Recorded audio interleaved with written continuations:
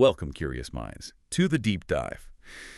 Today, we're embarking on a journey into some really profound concepts, the kind that might just make you rethink, well, pretty much everything. We're talking about penetrating vision and the nature of mind, aren't we? Big topics. Huge topics. We're diving into some ancient wisdom that, promises to change how we see everything, from our fleeting thoughts to maybe the very fabric of reality. Our sources for this deep dive come from excerpts of a fascinating text, Shor, Shoi, Shojai. It really lays out these distinctions and pathways within the Mahamudra and Sutra traditions. Yeah, it's quite detailed. And our mission really is to cut through some of the complex terminology, maybe clear up common misconceptions, and just pull out the most vital insights to help you navigate these teachings with, hopefully, clarity and a sense of discovery. Like a guided tour. Exactly. Think of it as getting a backstage pass to enlightenment without, having to spend years on a cushion. Well, mostly kidding. What's really fascinating here, I think, is how meticulously these traditions define these subtle experiences. They guide us past pitfalls that, honestly, can easily pop up when we start exploring the mind. Pitfalls like what? Well, like ensuring we don't accidentally mistake a moment of, say, deep calm for a profound realization. It's a surprisingly common misstep, actually. That's a perfect place to start then, because many of us have felt that deep calm in meditation, right? Or maybe had a sudden aha moment during some focused thinking. I know I have. Sure, those are valuable experiences. But these texts seem to caution us, saying, hold on, that's not quite penetrating vision. So why aren't these positive experiences the goal we're talking about here? Absolutely. The sources are very clear on this. Penetrating vision is not just a state of deep mental peace, even if it feels really profound. Yeah. And it's also not, say, analytical research that kind of dissolves into concentration. The Mahamudra tradition specifically calls that an erroneous definition. So thinking really hard until you feel calm, isn't it either? Right. Experiencing that calm, open mind from meditative concentration, shamatha it's called, that's beneficial, definitely. But it's a bit like getting a really good night's sleep and thinking you've won the lottery. Nice, but maybe not the jackpot. Exactly. Nice, but not quite the same prize. So if it's not these common sort of pleasant states, what is the actual path the texts recommend for getting there? Because it sounds like we need to move beyond just feeling good. Precisely. If we want to truly get to penetrating vision, the sources are pretty unequivocal. We have to move beyond shamatha and direct our efforts to vipassanā practice. Insight practice. Shamatha is the foundation. Vipassanā is the insight. You've got it. Shamatha creates the stable ground, but vipassanā provides the actual insight, the penetrating quality. Okay. And for some people, that quest for penetrating vision, it can feel like a real uphill battle, can't it? You might be meditating diligently, putting in the time, but still feel like something crucial is missing. That definitely happens. Does the text offer any, encouragement or maybe some other tools for those who find themselves struggling? It absolutely does. For those finding it particularly challenging, the text offers what you could call preliminary techniques. It suggests focusing on accumulating merit, basically, positive actions, good intentions, and also purification practices. Clearing the way, sort of. Exactly. When these are combined with consistent shamatha practice and really focusing on the mind's inherent luminosity and clarity, we'll get more into that later, they can eventually pave the way for successful vipassana. It's about preparing the ground, really, so the seeds of insight can actually sprout. That makes sense. Like weeding the garden before planting. Yeah. But here's something I've often wondered. What if someone is, incredibly smart? They can intellectually grasp all the concepts of vipassana, maybe even teach it really eloquently. Does that mean they have penetrating vision? That's a vital point the texts warn us about. Understanding vipassana intellectually or being a great speaker about it is definitely not the same as having true, realized penetrating vision. It's an internal realization. So you could be brilliant, but miss the point. Pretty much. Yeah. The text even notes that someone who isn't maybe gifted with speech might have the true experience while a skilled orator might not. It's about what's happening inside, not the presentation. Okay. And why is this distinction so important? Well, it's crucial because without gaining this true view, this genuine insight, one can't actually transcend the meditative states of the three worlds, which basically refers to the different realms within the cycle of suffering and rebirth, samsara. So it keeps you stuck. in a way. In a fundamental way, yes. Shamatha alone, just the calm abiding, won't even lead to the realization of an arhat, someone who's overcome the major defilements, let alone a bodhisattva aiming for enlightenment for everyone, or a Mahamudra yogin, which is a really profound level. Okay, wow. So if it's not just calm, not just intellectual smarts, not just talking a good game, how do we know we've actually got it? What does this true view feel like, or what are its markers? Well, the true unchanging penetrating vision, the sources say, really comes with the third yoga of Mahamudra. So it's quite advanced. Okay, so maybe not tomorrow then. Maybe not tomorrow fully, but here's a comforting idea. Even beginners can have fleeting experiences of this, like looking at a growing moon. Ah, okay. You see glimpses. Exactly. It's not full, but it's definitely the moon. Essentially, it's achieved by discovering the nature of mind itself, understanding that all thoughts, emotions, sensory stuff, it's all just manifestations of the mind's potential. At everything we experience. Everything in that perceiver perceived space. Yeah. You gain this firm certainty that it's all unconditioned because its true nature is emptiness. And emptiness here isn't nothingness, right? We need to be clear on that. Crucially, no, not nothingness. It means the absence of inherent independent existence. You know you're getting it when you truly realize phenomena don't possess this kind of solid, independent reality. They are empty by nature. That's a huge shift in perspective. Now, does the Sutra tradition see this experience differently from Mahamudra? Any nuances there? There's a subtle difference in emphasis, yeah. The Sutra tradition often talks about developing a certain flexibility of mind and body alongside the insight. Experiences without this flexibility might be seen as intermediate. Okay. Mahamudra, though, doesn't emphasize that same distinction in the same way. One-pointed concentration, that direct insight, even without that specific flexibility, can be considered a true experience. The focus is really on the direct insight itself. Fascinating. Okay, so we've tried to nail down what penetrating vision is and, crucially, what it isn't. Now, if we accept this as the goal, it makes me wonder about the different ways these traditions actually guide us towards it. How do the Mahamudra and Sutra approaches compare? What are the different GPS routes, so to speak? Right, this is where their methods really diverge, even though they're aiming for the same peak, essentially. One sutra text, clarifying the meaning, lists 4 types of penetrating vision. 4 types, okay. Yeah, and you can see correspondences. For instance, distinguishing all existing phenomena in the sutra way kind of lines up with the Mahamudra method of seeing thoughts and emotions as just the mind's potential expressing itself. Oh, okay, parallels. And establishing distinctions in sutra connects with Mahamudra's view that these things lack independent existence. So different terms, but often pointing at similar realizations. Any other sutra approaches? Well, the sutra tradition often follows a more structured, analytical path. You might hear about masters like a Sangha who taught analyzing conditioned things first, then the unconditioned, then their characteristics, then the subtler nature. Very systematic. Right, step by step. And more broadly, the sutra path often talks about 3 main types of penetrating vision, all based on analysis and conceptual understanding initially. There's defining penetrating vision, which is like getting the concept of reality straight. The intellectual groundwork. Exactly. Then investigative penetrating vision, which dives into analyzing the unconditioned aspect, often bringing this sense of real novelty, like seeing things fresh. An aha moment maybe, but grounded in analysis. Could be. And finally, distinguishing penetrating vision. This comes from understanding that non-independent existence, that emptiness, which leads towards liberation from suffering, towards nirvana, that continuous sense of bliss or freedom. Okay, that's quite a map. Lots of classifications.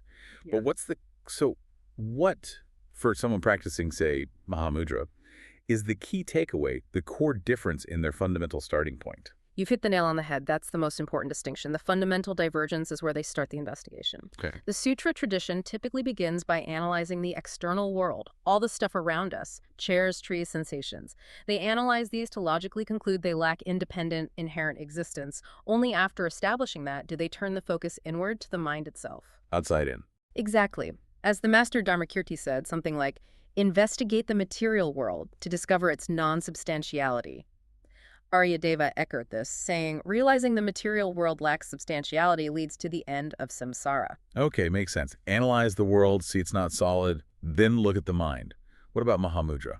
Mahamudra takes a more direct route, you could say. It focuses immediately on how phenomena are perceived by the mind. Inside out. Pretty much. It asserts the external world doesn't exist independently because the mind, which perceives it and constructs our experience of it, is itself ultimately unreal in the sense of lacking inherent concrete existence. If the perceiving mind is understood as empty, well, the external world naturally follows. Ah, I see. If the projector isn't solid, the image can't be either. That's a good way to think about it. Tilopa, a key Mahamudra figure, used a great analogy. He said it's like cutting the root of a tree. Okay. If you cut the root, the branches and leaves will just wither, right? So if you cut the root mind, understand its nature, the entire external world of phenomena loses its perceived substantiality. Wow, that's a powerful image. Cut the root. So essentially, both paths lead to the same place, this profound realization that nothing has a real, independent, inherent existence. Precisely. They just take different scenic routes to get there. One starts outside, one starts inside with the perceiver, like two doors into the same vast hall. A good analogy. Fascinating. Now, let's zoom in on the star of the show then. The nature of mind itself. Our sources tell us that in Mahamudra, it's often understood through three aspects: nature, essence, and properties. That's right. Though conceptually we divide them, but in ultimate reality, they're one and the same. Exactly. One text, Grains of Essential Instructions, makes that very clear. We split them up to help us understand, but ultimately there's no separation. These aspects just help us grasp the mind's profound nature and how it manifests. All right, let's unpack them. What's the first one? First, the nature of mind is described as emptiness. Okay, and again, crucial point, not nothingness. Absolutely not nothingness or a void. It means the mind was never born, nowhere abides, and cannot disappear. It's utterly free from complexity. It pervades everything, samsara and nirvana, and it's completely unconditioned. Wow. So beyond arising, beyond staying, beyond ceasing. Exactly. Beyond time, beyond self and other. Great masters like Gampopa, Phagmodrupa, the third Karmapa, they all emphasize this. And yet, here's the paradox. It's the very condition for duality, for our experience of separation, to even arise. It's this ungraspable ground. Mind-bending stuff. Okay, so the mind's fundamental nature is this boundless, unconditioned emptiness. Yeah.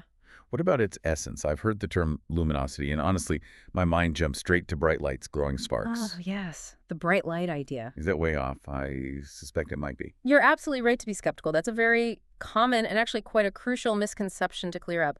The essence of mind is indeed luminosity. But mistaking it for a bright spark or white light is a serious error.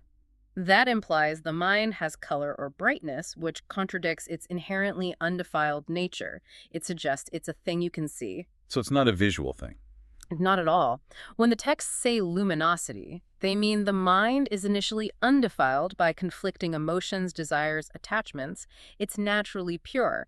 Think of it as a conventional designation, a pointer, not literal light. Like saying someone has a luminous personality. Right, you don't actually see them glowing. It means something about their quality. Precisely. It points to an inherent clarity and awareness. Okay, so if it's not some cosmic flashlight inside, how do we experience this self-awareness or luminosity? If it's not an object we perceive, what is it? Well, Naropa's text, Brief Outline of View, puts it beautifully. It says something like, everything we perceive relies on the mind. Separate events are specific manifestations that are, in essence, luminosity. So it's inherent in the perceiving itself. Exactly. This luminosity is inseparable from our everyday experience. It's not an object of conceptual thought you can point to and say, there it is. Not something you can grasp. Right.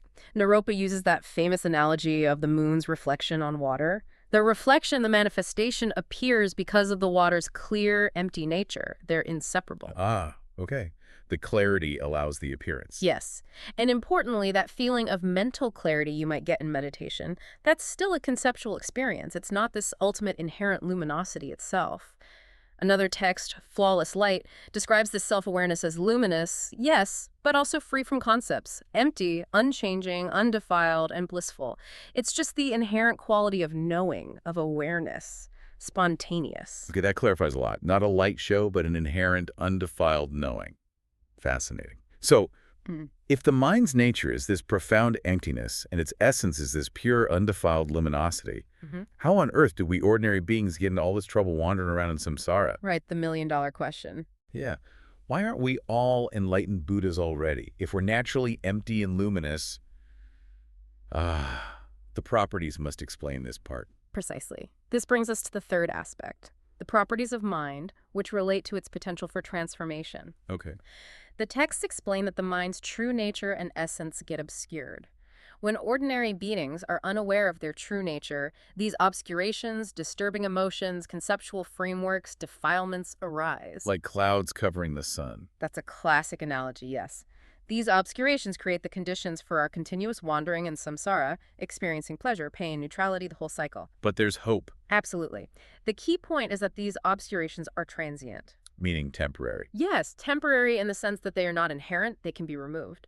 Through practices like meditation, we can clear them away, and once they're removed, we realize the nature of our mind is dharmakaya, Which means the truth body or reality body of a Buddha, essentially realizing the ultimate nature of mind itself. We become enlightened beings, working for the benefit of others. So the properties cover this potential for both the obscured, unenlightened state and the fully revealed, enlightened state. okay, that's crucial, that they're transient. But I can hear a skeptical listener, maybe even myself, thinking, hang on. If luminosity is truly indestructible and undefiled, how can it even be obscure? That sounds contradictory. It's a fair question. And if we remove these obscurations, how do we know they won't just pop back up later? Excellent questions. And our sources, particularly the Uttara Tantra, use some brilliant analogies to address exactly this. The term transient doesn't mean the obscurations flicker in and out randomly. It means they can be removed precisely because they are not part of the mind's fundamental nature. They're adventitious, like dirt on a diamond. Exactly like that. The text compares the mind's true nature to things like pure pollen hidden inside a lotus flower, or valuable millet grains mixed up in mud, or a precious Buddha statue wrapped in filthy rags, a beggar woman who gives birth to a future king, or a very famous one, a gold nugget buried deep in the earth. Ah, the gold nugget analogy. I've heard that. Right. The luminosity, the gold, is always there, completely intact, pure, undamaged. It's just hidden by the defilements, the dirt or the rags. So the potential is always present. Always. Nagarjuna uses another analogy. A gem hidden in rock. You can't see its radiance until you chip away the surrounding layers. Similarly, the mind's luminosity is hidden by these clouds of defilement until Buddhahood is realized. So it's not that the mind itself gets dirty or fundamentally changes or gets damaged. Its inherent purity is just obscured. Like one text mentions a white cloth taking on different colors from external dyes. Yes, the Lankavatara Sutra uses that image. The cloth itself remains white underneath. The fundamental nature, empty, luminous, aware, remains untouched. The profound insight here, then, isn't that the mind is this complex thing we need to fix, but that its fundamental nature is already perfect. That's the core realization. Empty, luminous, and capable of complete transformation simply by removing what's obscuring it. It's not something we create, but something we uncover. Precisely. And this leads to perhaps the most profound point. Ordinary beings are, in essence, Buddhas already. Their delusions, their suffering, it's all impermanent, existing only because of these transient defilements. Remove them, uncover the nature, and they instantly are Buddhas. Wow. It's about uncovering, not creating, remembering who you truly are at the deepest level. Wow, what a journey we've taken. From really trying to understand what penetrating vision actually is, moving beyond just feeling calm or having smart ideas about it, Right. to exploring the mind's true nature as this incredible combination of emptiness, luminosity, and this inherent potential for transformation. We've seen how different traditions approach the path, Sutra and Mahamudra, Different roots. but ultimately they seem to point towards the same incredibly profound truth about the nature of reality and our own minds. Absolutely. And if we connect this back to, the bigger picture for anyone listening, it's really about realizing that the essence of our being, and actually all phenomena, is fundamentally pure and unconditioned. It's already there. It's already there. The path is about uncovering, not creating. This innate clarity, this luminosity that's always been present, just waiting to be remembered, you could say. So what does this all mean for you, listening right now? Well, perhaps it's a reminder to look beyond just the surface experiences, the fleeting good feelings, or the intellectual understanding. Maybe it's an invitation to gently question your assumptions about what you perceive, how things appear to exist, and maybe, more importantly, to recognize the incredible inherent potential that resides within your own mind. That potential is key. Yeah. Because if the nature of mind is truly unconditioned and ultimately pure, and all our suffering really just comes from these transient obscurations, these temporary clouds, then perhaps the most radical act isn't trying to become something new, something enlightened. But simply to remember what we fundamentally already are. What will you uncover when you start looking for that gold nugget hidden within your own mind? A powerful question to ponder. Indeed. Thank you so much for joining us on this deep dive today.